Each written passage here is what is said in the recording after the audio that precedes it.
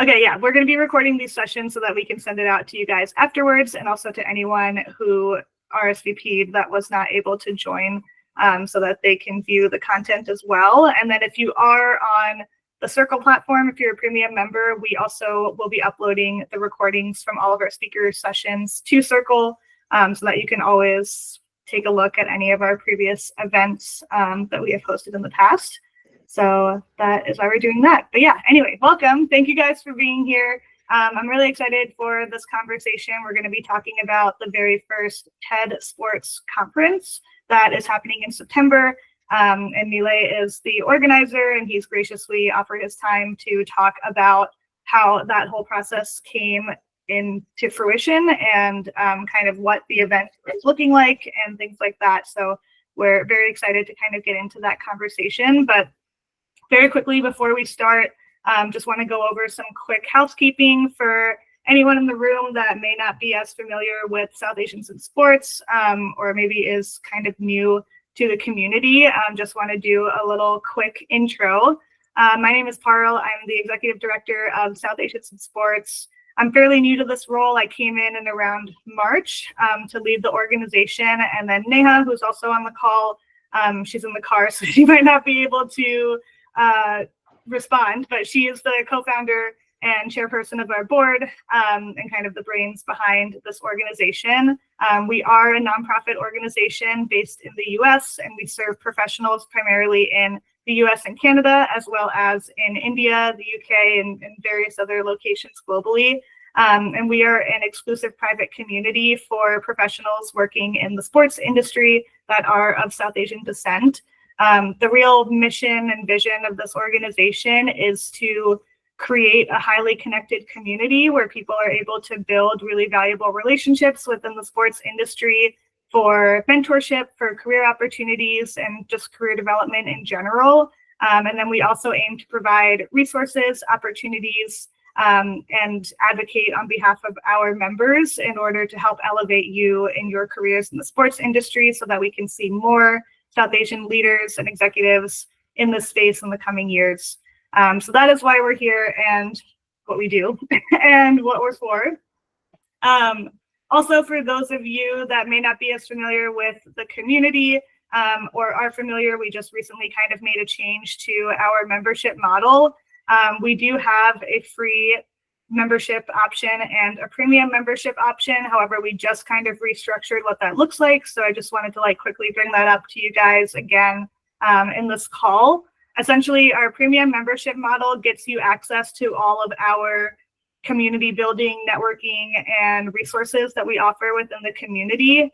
It's only $59 a year, which comes out to less than $5 a month. It's a small investment that helps us kind of keep the lights on for South Asians in sports, but also helps us better support you guys in your career growth and development. So joining our premium membership allows you access to our online community app where you can look at our directory, you can direct message with other members in the community, engage in discussion threads. We also have a job board, and things like that on the platform, as well as other career development resources.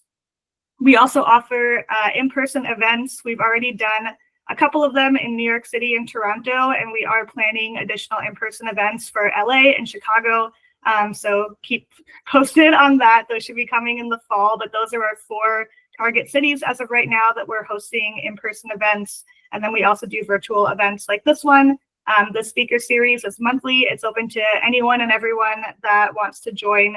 And then we also have a monthly virtual networking night, which is only available to our premium members. And that's where we kind of bring our members on Zoom into breakout rooms and have more meaningful discussions and be able to build connections with people all over the industry in various locations. And then we're also relaunching our mentorship program later this summer, which will also only be accessible to people on a premium membership. So if you're interested in that, you will want to get on the platform in order to access that as well. But that's my little spiel on our premium membership. If you have any questions about it, feel free to email us, reach out to us, and we're happy to answer that. Cool. Okay. Without further ado, I'm proud to introduce our guest speaker, Neelay, who is the co-chair and curator of TED Sports Indianapolis. You might all be wondering, like, what the heck is that? Which is valid. So we're here to talk about it and kind of learn more from Neelay about how this event came to life. So I will let you first, Neelay, I'll stop sharing my screen so that we can all see each other. But I'll let you first kind of tell everybody more about you and your background and how you got to where you are today. And sorry if my screen is frozen. I see that. Hopefully I've come back now. Okay, cool. No, that's great. Thanks, Paro. Thank you for having me, and good to be with everyone as well. So half my life in India, the other half in the States. So grew up in Bombay with 20 million people. Did play some sports, but back then, unless you were playing cricket, there really wasn't much of anything as well. And I played at the national level under 16 football and all the rest, but that was really it. So wanted to still be involved in sports, and luckily was admitted to the Ohio University Sports Management program, which I didn't know there was anything that actually existed 25 years ago. And so it's one of these lucky opportunities. And lo and behold, I was the first Indian they ever accepted in the 40-year history of the program. So it was quite a change because there were 20,000, you go from 20 million people in Bombay to 20,000 in Athens, Ohio, where maybe 200 of them look like me and 199 of them were engineers. And there was this one Desi dude in sports, right? So it was an interesting time. It was as anything, if you're the first or the only, I'm sure all of us have in different ways been the only or the first, and you know what that's like. Yeah. But hopefully it makes the way easier for some of the others as well. So got to do that. It's the #1 ranked program in the world, the first ever for sports management. So they did have a great alumni network, which, as all of us know, and exactly what you're doing with South Asian in sports, it's building our own network and our connections. But that was a huge help for me as well, not knowing anybody in the country, and ended up going from Athens, Ohio to Athens, Greece. I got to work for the Athens Olympics. Cool. And this is the last Olympic Games before smartphones were really around, and especially with phones with cameras were around. So as someone working in the Olympic Village, I got to be with every single athlete. I'm not name dropping anyone here, but every one of them, having breakfast with them, hanging out with them. And they didn't have to worry about, someone asking for a selfie or stealthily taking a video of them. So they were themselves, right? And it was wonderful. One of the greatest experiences of my life, being with the Olympic opening ceremony and watching, India then and now. I was in Lausanne a week earlier, Sab, so not very far from you. But the Indian delegation was there as well, talking of India's 2036 bid potentially, and look how far we've come from that time as well, to say we won 1 medal in the Athens Olympics, a silver, and now we're looking at hosting the Olympics, right? So lots has changed, lots is here to change. But that really set me on a great path from there on, because from there, I came back to Ohio, ended up working for Disney Sports. So I lived in Orlando and did sports marketing for them. And then someone I had met through the Ohio connection, and he was the assistant chef de mission of the US Olympic team, kept in touch with him for nearly 2 years. And he reached out one fine day and said, I have something for you if you'd be interested, working with the US Olympic Committee's governing bodies and a bunch of things. And that's always been a passion, working for the Olympics and being in that movement. So long story short, that's what led me to go from Athens, Ohio to Athens, Greece, to Orlando, to then Indianapolis. And I've never left. So I'm now the Indian in Indiana, and here I am. You're really good at the location puns. It is. And it's funny. I told my daddy when I was in Disney, saying, I'm going to this place called Indiana for a possible job. And true to form, and she'd never traveled outside the country. So she said, it sounds a lot like India. It must be a nice place. You should take it. Yeah. That's hilarious. That's my story. I'm sticking to it. That's why I took the job and never left. But a lot of people along the way, the last 17, 18 years in a number of ways in consulting, starting my own company, And then Indianapolis is such an incredible sports town with the whole ecosystem we have here. So it's been great to get to be a part of a number of events, from the Super Bowls and the NBA All Stars and Olympic trials, and all the rest as well, Final Fours here.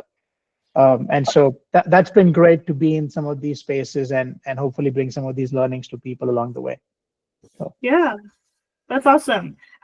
Tell us a little bit more about how you got to TED Sports. Like what was your sorry if I'm freezing, I'm realizing that. But Yeah. what was your foray into the TED organization, and how did you kind of make that leap from what you were doing before? Yeah. And curious, before I get there, has yes or no, maybe in the chat box, has anyone been to a TED event? It's a good question. I have not. I've watched a lot of them on YouTube. Okay. Not been to an actual event, just to the TED Talks. Others, no. Ashima says same as Parul. Bhanu says no. Naren says no. Nimra, where did you go? Was it a TEDx event in your college? Okay, at A&M. Got it. Okay, so that's great. Sab says the same thing. Watched a bunch, never attended. Okay. So, I was in a similar boat as well. Neha says that. Neha, I hope you're not the one driving as you're texting this, but Neha says no, never. Payal says watched a bunch on YouTube as well. All right. So look, I think most of us hyper efficient. Neha is like at a red light typing this. Perfect. So I'd never been to any either. And, so just for the difference, right? TED is the global nonprofit, and there's one of one. TEDx's are essentially like the local franchises, right? So TEDx at A&M is like a university TEDx. The large cities have a city-based TEDx as well. So Indianapolis had its own TEDx too, among others.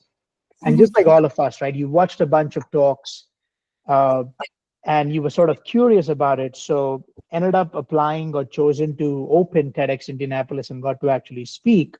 And that sort of started the journey into all of these, where that led to speaking for TEDx Lilly and their global TEDx as well.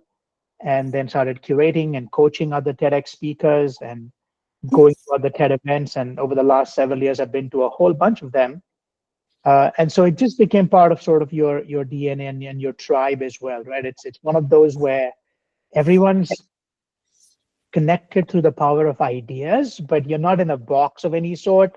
Like so many of us here, Parul, you're running this, you have your own startup, you have another 18 different things you're doing, right? So it's just like that. Everyone's got great ideas. Everyone wants to help affect change. And it just felt like a community where nobody had a single label. And so everybody felt like a misfit. At the same time, everybody just fit, right? And so that's how it connected, and have been part of that over the years. And then, I've always seen a bunch of people come to speak, like Serena Williams spoke as well. Coach John Wooden was there. Shah Rukh Khan came and spoke as well at TED, right? But Really? he was in Vancouver too. A number of different sports people came and spoke, but there's never been an entire thread just for sports or an entire event. And so that's where, we pitched the idea, and they thought it was worth exploring. So all that led to about the last year or so of planning for this, to say, let's do an entire TED just for sports. And because Indianapolis has this whole ecosystem, from the collegiate space of the NCAA's headquarters, to the National High School Sports Association's headquarters, to the American College of Sports Medicine, to the Olympic governing bodies from USA Track and Field and USA Gymnastics, to then the Indy Motor Speedway and the Indy 500 and racing. And then you have the Coles Spacers, the Indiana Fever, the Indy Fuel, women's sports, and all the rest. So all that came together with the academia part of IU and Purdue, to say this makes sense in terms of how TED spans every aspect of an ecosystem, to have that here. So that's really what led to TED Sports. It's the first one ever. And just by way of distinction, there are only 5 official TED events in the whole world. This is one of them. There's one called Countdown, which is for climate change. and there's 2 for AI, only specifically on AI, one in Vienna, one in San Francisco, and that's it, right? So this is one of those, versus TEDx events, there's about 1,300 a year, right? So TED Sports is one of one, and TEDx's are more of the local ones. So that's a huge difference, because a lot of times people see the talks and they think these are all TED Talks, but there are very, very few actual TED Talks. A lot of them are TEDx talks that are also similar, but different in some ways. Yeah, that's amazing. I didn't really even know that distinction, that this is one of 5. That's very cool. Yeah. I guess tell us a little bit about how did this come to life? Did you have to pitch this idea to somebody, or like a panel of people, or like how do you create one of these like TED events, given that there were only 4 at the time and now there's 5? Yeah. I mean, look, I think with TED, they've always been really good about trying to find what's new, what's next, right? So the idea of something new is not shunned upon at TED at all, but it's just one of those where who's crazy enough to do something new that's never been done, right? Yeah. And so you pitch the idea and they say, we've heard about it, no one's done it. And I said, okay, we're crazy enough to do it, so let's do it. I think the big part of this was also having the ecosystem here, right? As I've been involved in TEDx Indianapolis for a long time, so we have that ecosystem. And then, with the Indiana Sports Corps, which are our partners, that's the sports commission here. So my co-chair is the president of the sports corps, Patrick Tolte. Terrific team. They're the number 1 sports commission in the country, and they've already put on big events, right? So we had the Olympic trials and NBA All-Star, and in a week we have the WNBA All-Star here and Final Fours and all the rest. So in terms of organizing sporting events, we've always had the ecosystem. We're getting everybody on board, and that's the beauty of the indie sports scene, where everyone from the airport to the chamber to the Colts, the Pacers, the Speedway, all were on board before we finally made the pitch to TED to say, hey, we want to bring something new. It's never been done. You're going to have 7 months to do this whole thing. Are we on board? And everyone said, let's do it. Right. So that was really, really helpful. And that's when I was at TED Next last year, which is another one of like TED's, sort of smaller events in Atlanta with the sports core team. And we met the TED leadership again and said, this is it, we'll go. And so all that came about. So it's been warp speed from last November, December to confirming this to having an actual TED event in less than 9 months. But it's very fulfilling, very fulfilling. Yeah, that is quite an accelerated timeline. I know I've planned a couple of conferences and large scale events. It takes a long time. So that's a lot to fit into 9 months. I guess tell us a little bit about what the conference is going to look like. I know it's different from your typical like conference, industry conference type of setting. I think for a lot of us on this call, we're very familiar with industry conferences like Sports Business Journal or even like South by Southwest. But how is TED Sports or like this whole conference going to look and feel different than some of those other ones? Yeah. So I think the piece that most people have seen, which are the actual TED Talks, they make up maybe 15% of an actual TED conference, right? So what you see over those, in this case, it's 3 days. It's September 9th, 10th, and 11th. So over those 3 days, there'll be 5 sessions, which may have 5 or 6 individual, let's call what we'll call TED Talks, right? Those are the main stage talks. That's all you see. They are maybe at this point 10 or 12 minutes each. Originally, I don't know if you all remember, these talks used to be about 18 minutes because earlier people didn't have the attention span for an hour. So they said 18 minutes is good. Now we don't even have the attention span for 18 minutes. So they're like 12 is the new 18. So if people can listen for 10 minutes, maybe that's even better. We piloted a 5-minute TED Talk last year as well. So it's really shrinking. But if you think of even 12-minute talks and you have 20 or 25 of these, that's not a very long time for 3 days worth of content. So the majority of this is what actually happens outside of these as well in ways that doesn't happen at other business conferences, and I've been to all the ones you've referenced, where the focus is so much on networking and it's being in the business of exchanging business cards, and you're speed dating with every logo and brand you can find, basically. Versus in the case of TED, firstly, from the application process, you have to apply to attend. So we not only curate the speakers, we also curate the audiences and the partners, right? So you want to ensure there's a global and a diverse enough ecosystem and people are here for the right reasons. And these events, they'll have maybe 700 or 800 people.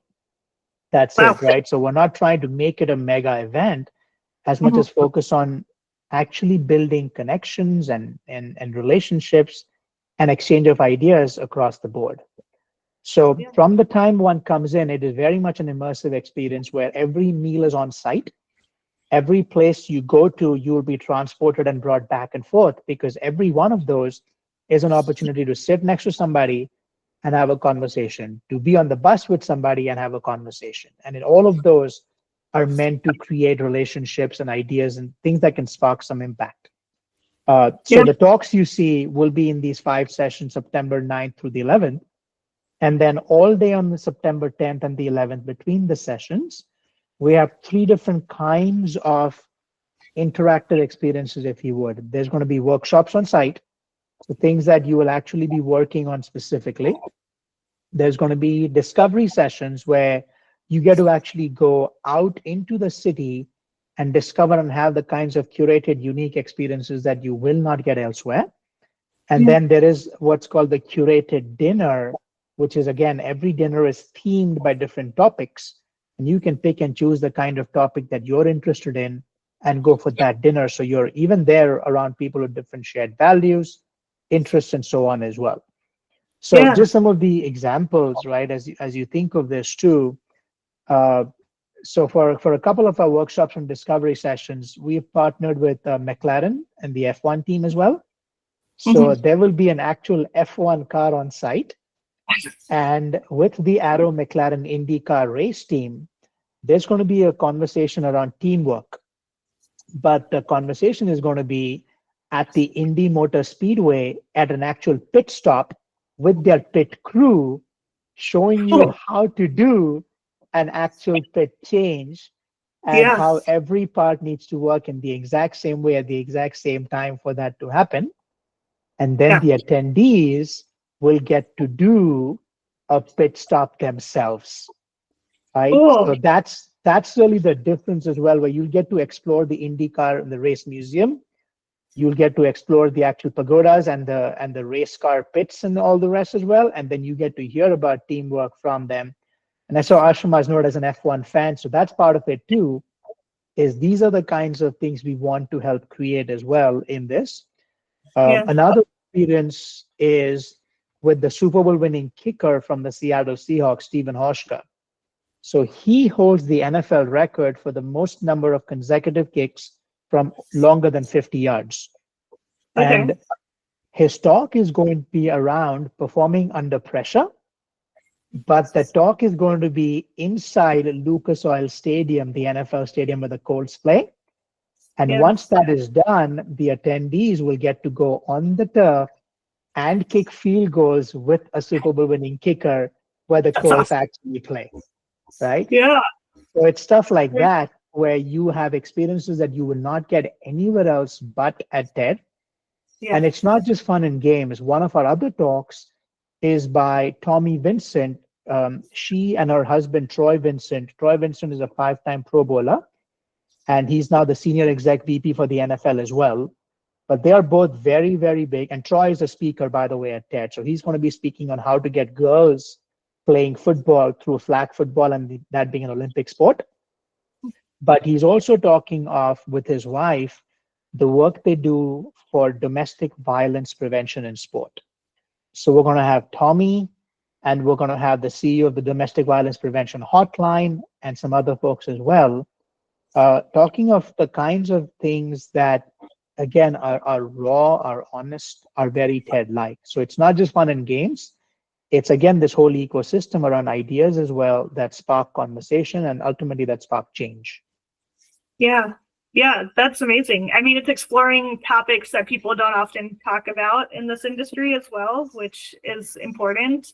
Um, and yeah, that's very cool. And all the fun stuff too is very different. Like I hate going to conferences most of the time because I feel like you're just sitting in like a really cold room and like watching people speak the whole time, and you're always like, I never got enough time to network, or I never got to meet the people that I wanted to meet. And I feel like that's what is so different about this, is like you're actually like organically meeting people too, and it's not like you have to feel weird like running up to someone and introducing yourself and stuff like that. So that's very cool. I saw Naren just talked about Troy Vincent speaking in class, which is cool. I used to work for Troy as well. I used to work at the NFL and football operations, so he was my boss. He's a very good guy. He's going to be a really good speaker as well. And his wife too is amazing. So I'm glad that you have kind of both of them speaking, which will be awesome. Cool. So one more question. I think we can maybe just do a couple more questions, and then we can open it up to everyone else. If you guys have questions for Neelay about TED or his background or anything like that, definitely start thinking about those, and we can open that up to you guys. I want to talk specifically, kind of bringing it back to like the South Asian ecosystem that we are all in. I know that there's particularly one speaker that you're not allowed to talk about right now, but you guys should definitely really stay plugged into announcements coming out of this conference, because you guys have a huge speaker coming in, and I feel honored to have the inside scoop, and we will be sharing that once that comes out. But tell me more about kind of any like intentional focus within the South Asian community that you have been working on for this event, either when it comes to like speakers or attendees. Like, has there been, just given your background and experiences, like any intentional focus on the South Asian community for this event in particular? Yeah, and I know, Pavel, you know this as well. So stay tuned. It's a speaker every one of you will know. It's a person who is very, very closely involved with the Indian sports ecosystem and the overall globalization of multiple sports as well. And I'll leave it at that. But I think in general, right, the idea very much is curating the best around the world. So we have speakers at this point from every continent but Antarctica that are coming in. In terms of some of the South Asian and the Asian sort of connection as a whole as well. We have the first team doctor of the Tottenham Hotspurs, Dr. Ravi Gill. He's also coaching a world heavyweight boxing champ as we speak as well. And he's going to talk about sort of the focus on injury prevention in sport and where some of those things can apply to casual athletes like myself or others as well, for what we can do. We've got, because it's TED, it's one of these areas where just today we announced a speaker, and her name is Linda Reinstein, and Linda is the CEO for the Federation for Sports in Space. Oh. So we're talking in 25 years, could you actually have an Olympics in space? And if you do, who's the host country when you're in space? Who governs that as well? What does it look like? What can you play? Yeah, that's crazy. We've got, if you watch any sports movies, Hoosiers, which is one of the all-time sort of great movies too. So the producer and screenplay writer of Hoosiers is going to be there. And one of the other activations we're doing tied to that is the venue where Hoosiers was filmed is called Hinkle Fieldhouse at Butler University, which is 10 minutes north of downtown Indianapolis. So the attendees are going to get to shoot hoops on the actual court of the Hinkle Fieldhouse after the listeners talk about the movie Hoosiers. And this I cannot promise yet, but we're going to try to see if we can make it happen, which is a surprise appearance by the producer of the movie on the court where he shot the movie. Cool. That's awesome. There's stuff of that sort as well. There's with Google too, and I think just early on as well when people are introducing themselves, I think one of the audience, the attendees mentioned that as well with the Google connection too. So we do have Google's global marketing head as well, I think Vince, you were the one who probably mentioned that. But we have Kate Johnson, who's a former Olympic silver medalist, and she is now Google's director of sports, media, and entertainment. And so she's going to be talking about, looking at search and LLMs and all the rest in the future and how they can have a more equitable representation for women in sports. Yeah. We've got the head of the Office of Women in Sports and Recreation for the Victorian government from Melbourne. We've got the first ever refugee to win an Olympic medal from Cameroon, but now living in the UK. We've got Alvina Chen, who is a CEO of Feldspar, designing the world's first digital track and talking around, could we have somebody run 100 meters under 9 seconds for the first time in history? Wow. We've got the Guinness World Record holder from Singapore, who's the first person to run a marathon under 2 hours and 40 minutes while dressed in a three-piece suit. Okay.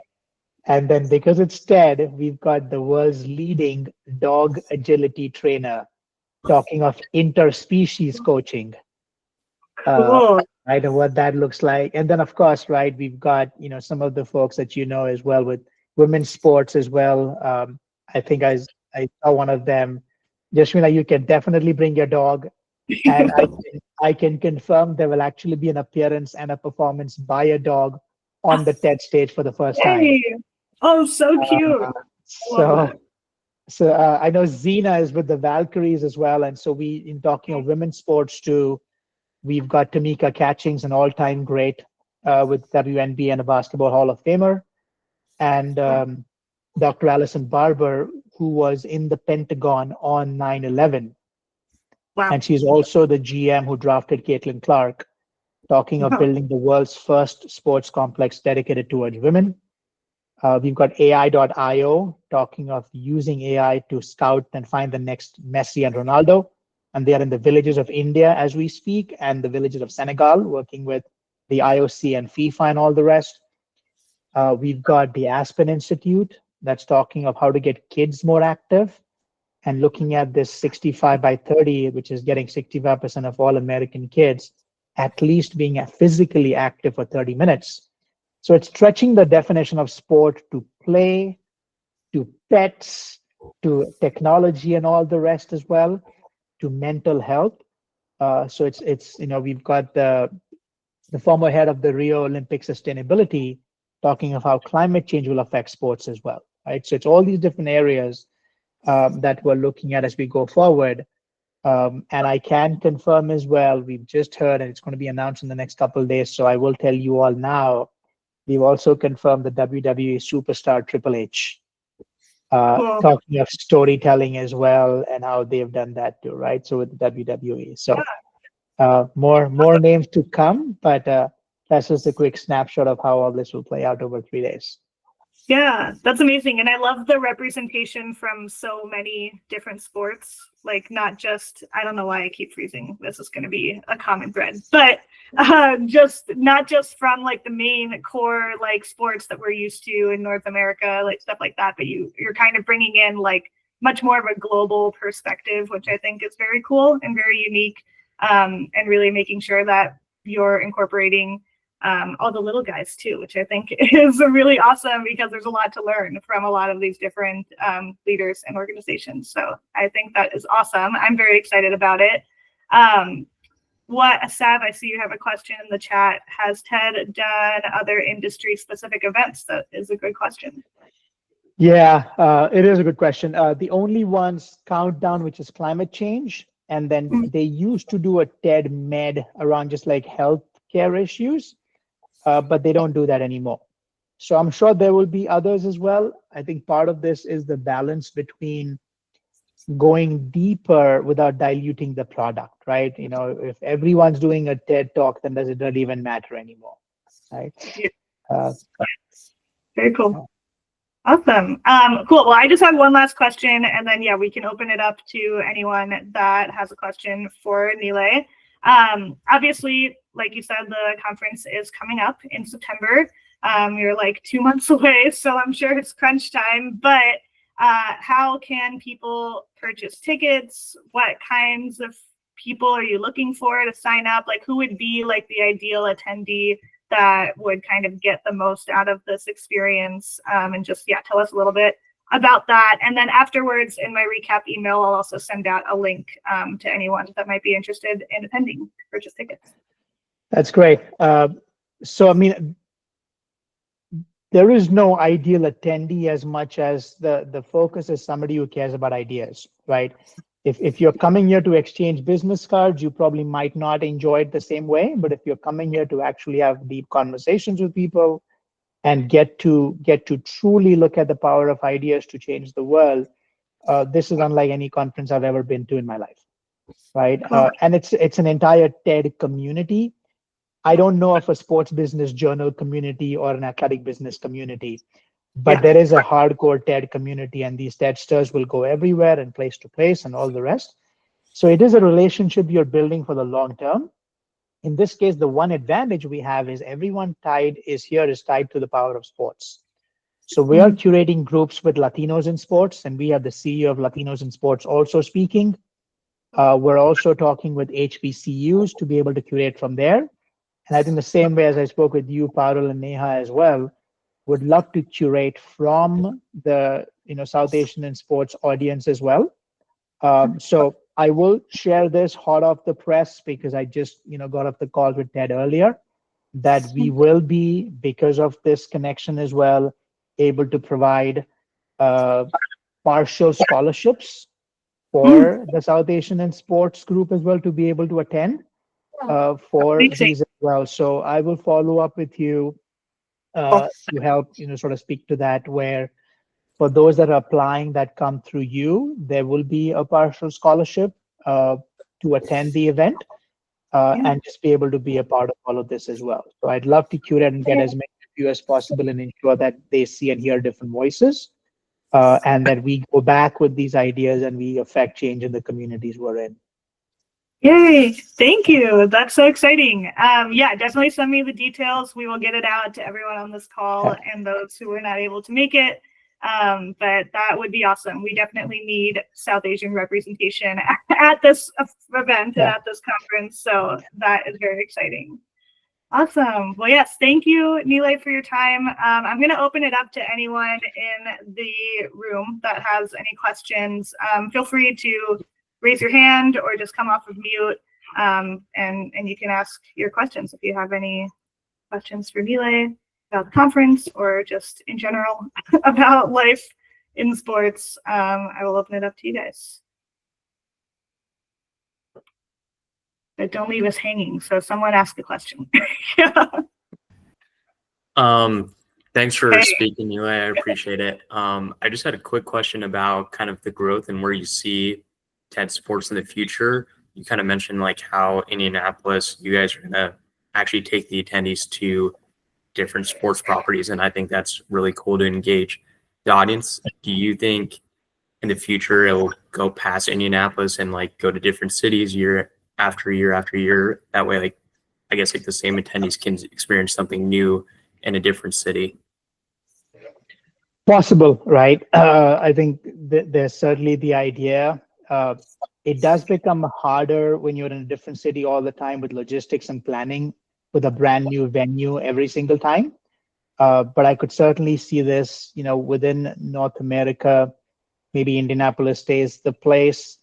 And then as we look at other global destinations too, could there be TED Sports in other places as well?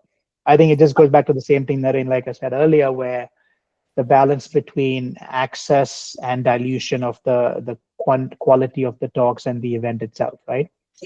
So never say never, but for now it's Indianapolis. Cool. Yeah. Ashima, I saw you raised your hand. You can go ahead. Yes. Sorry I wasn't here at the beginning, but words cannot express how excited I am just by the way that you were talking about these events being curated. I think that they're so brilliant in bringing, even in speaking to the McLaren event, in bringing F1 fans, but talking about that teamwork with pit stops and then making it interactive. like all of that, like I'm absolutely obsessed with, because it's what my work is on a day-to-day when it comes to fan activations for women. So really like amplifying women fandom. My question was around that curation bit, because I find it fascinating when you have so many different stakeholders involved. How do you plan and strategize and execute on something when there are so many parties involved, and it's like values alignment, but negotiation, but what is like mutually beneficial, but also what will people enjoy? So I would love to know more about that curation bit. That's a brilliant question, Ashima. And I love what you're doing with curating women's fandom as well. I think, some of these, as you think of as curators, right, there's always going to be more ideas than the spaces we have for it, right? So part of it, as from the very beginning, is working towards the event theme. In our case, it was game changers, right? And the idea is we believe everyone that's on the TED stage that we partner with or that's attending this event is a game changer in their own right. Right. So it's the sense of action to say from the very beginning, we want the kind of people that are making things happen in whatever way they might be, and small, big, in their own spaces, etc. The other piece of curation often comes on as we start as well. There's always a team of folks that we're sort of working with as part of our curation team. You try to ensure they're as diverse and as sort of global as possible. I also have a number of guest curators from Switzerland to UK to Guam to India that are helping me curate talks as well, because they are bringing the kinds of things that otherwise one would never know, right? Case in point, we have a former Guamean national basketball team player who's now one of the biggest rappers. So we're going to have island rap on the TED stage as he speaks to the voice of all the islands and why it matters, right? I would have never found that person. So that's where having these curators really help a lot to ensure we're bringing the kind of voices that we otherwise would not. Another one which I am really excited about, through the connection with the head of the Women in Sports in Australia, we have confirmed this lady called Firuza Afghan, who is the last person to escape the Taliban as part of the Afghanistan women's national cricket team. Oh my gosh. So she escaped the Taliban, hid in Pakistan, came back and managed to get to Australia, and then fought with the ICC to get recognition for the Afghanistan women's cricket team. I would have never found her if not for some of these other connections we had and people out there as well. So we have her speaking to what it takes just for the right to represent her own country in a sport that girls aren't even allowed to play, right? So it's been sort of this part art, part science as we go through this. And the difference with TED to some degree is, compared to most conferences, is the intentionality and the depth of the coaching. So every speaker has a speaker coach. I am in all of those along with my speaker coaches. They've been in speaker coaching already for a month. They will go through 3 months of coaching. In addition to that, there's virtual preps, and a month out from the conference, there's fact checking. So what they claim on stage will be fact checked before they say that as well, because we can't have the both sides being right story. There is a fact to certain things and there is not. Yeah. Climate science, healthcare issues, claims that you make, there is a truth. And as best as we can represent the truth today is what we're going to go with as well. So it's this level of sort of diligence that needs to go in as well. That just doesn't happen in any other conference. But that's where the curation comes in, Ashima, is tying all these threads together, where we're looking at women's sports and equity, social justice. One of our speakers, he's the oldest TED speaker we will have. He's 87 years old. He led South Africa's first Olympic team after apartheid, so the first ever unified Olympic team. And he worked with Nelson Mandela to use sport to end apartheid, right? So we're talking social justice, but we're talking through the lens of how sport has been bigger than sport. We're talking climate change, but through the lens of sport. We're talking women's rights through the lens of sport. We're talking AI and technology through sport. So it's still all these issues we want to cover, but they all have some connection to sports that we're trying to bring forward as well. So. I love that so much. Yeah, Yeah. I'll pass it back to Parul, but the intersections of sports and the way that you're like digging deeper, like 5 layers deep in conducting the diligence, but also in making it a globally informed, educated conversation and discussion. I think like there's so much magic in that. So yeah, I love everything about this. Thank you. Thank you, Ashma. Sav also in the chat was curious about whether or not you have help. So I guess I'll ask what does the team look like that is building this event with you? You kind of answered it, but yeah, just yeah. Part.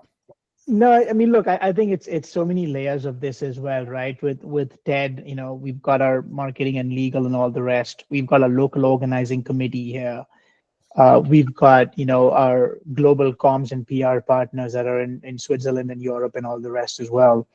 And then we'll have a whole bunch of volunteers on site too. And in some cases, this is not a massive event, right? It's not 40,000 people in a stadium event, but it's very, very high touch event, right? But every speaker has a handler and a coach and a logistics partner and all the rest.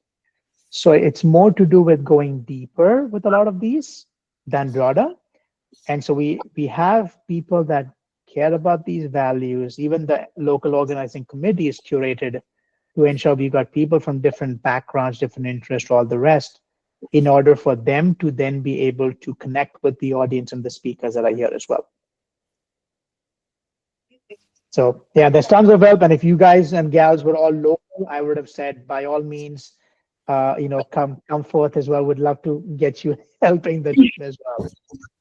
Right, for sure. Cool. Vince has a hand raised. I'll let you go, Vince. Sure. I know you mentioned things like AI.io and a lot of AI tech centric discussions. I'm curious on your thoughts of AI in sports and how much of the innovation ideation in this conference will touch that. I think these days, Vince, as it's hard to throw a rock and not have it sort of touch AI some way, right? I feel like it's there. And part of our thing is ensuring we're curating in a meaningful way where it's not, any company that has a .ai after it suddenly becomes more relevant than it was yesterday. But where is AI making a meaningful difference? So, with AI.io, there's certainly the focus on creating access and opportunity in places where it didn't exist before. We have another talk by the former World Cup winner and captain of Brazil's men's soccer team, Gilberto Silva. And he's working with Roberto Carlos and another partner to create the world's first anti-bullying social media, right? And as athletes and what they go through and the bias and all the rest without fact checkers. So they are integrating AI as one of the layers in order to ensure that we're keeping a platform that is safe and against some of these issues that we face on a daily basis.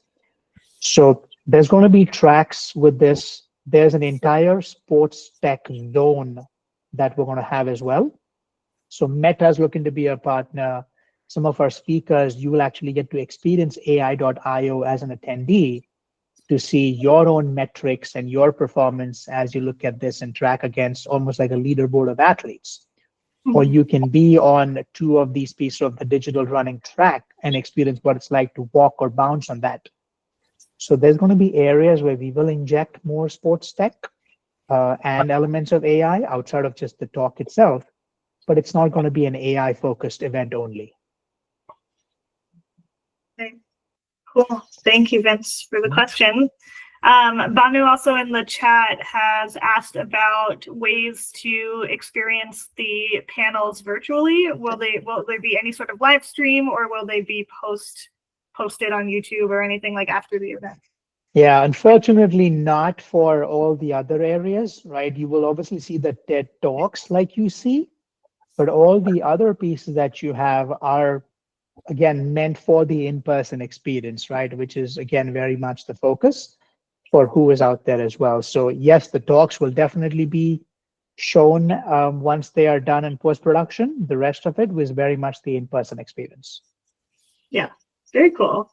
And you did briefly mention before about volunteers. I just had a quick question about that too. Like, is there a way for people to volunteer, even if they're not local, but maybe they just can't afford to attend the event and they're interested in maybe volunteering? Is there an opportunity for people to apply for that? There may be some very limited ones. As you can imagine, we have so many people that constantly reach out to do that. Yeah. And it's simpler if they're in town, because then all the Yeah. other logistics are easier, right? Right. If there is somebody in terms of a certain specific expertise, that may very rarely, but may be the case. Other than that, it's largely, who we have here. Local. Yeah. Now, at times, what I have also seen is from those that register to attend, we invite people to provide an idea that they may want to lead at a workshop or a discussion, be a part of a panel. But it's only for those that are already attending. So we curate from the attendees who are subject matter experts in their own way to invite them to be part of the content, right? So those might be more organic, but that happens as we get closer. Cool. That's awesome, actually. I didn't know that. Very cool. All right. Does anyone else have any questions before we wrap up? Going once, going twice. Cool. Okay. Well, thank you, Neelay, again, for taking the time to be here. This was awesome, super informative.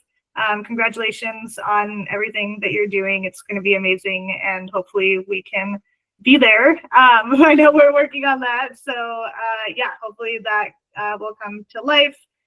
Definitely we'll connect after this about how we can get some access to SAIS members to attend. And then I will be sending all of that out to you guys on this call with the recording. And hopefully we can get ourselves out to Indianapolis, because it sounds awesome. Would love to. Again, congrats on everything. Now, would love all the representation we can, and please know that I continue to be a resource. Parul, I love what you and Neha are doing for the community and what all of you are doing in your worlds. And just, happy to help the team and lift each other up. So thank you all. Awesome. And thank you everybody for joining. We'll see you guys soon. See y'all. Bye y'all. Thank you.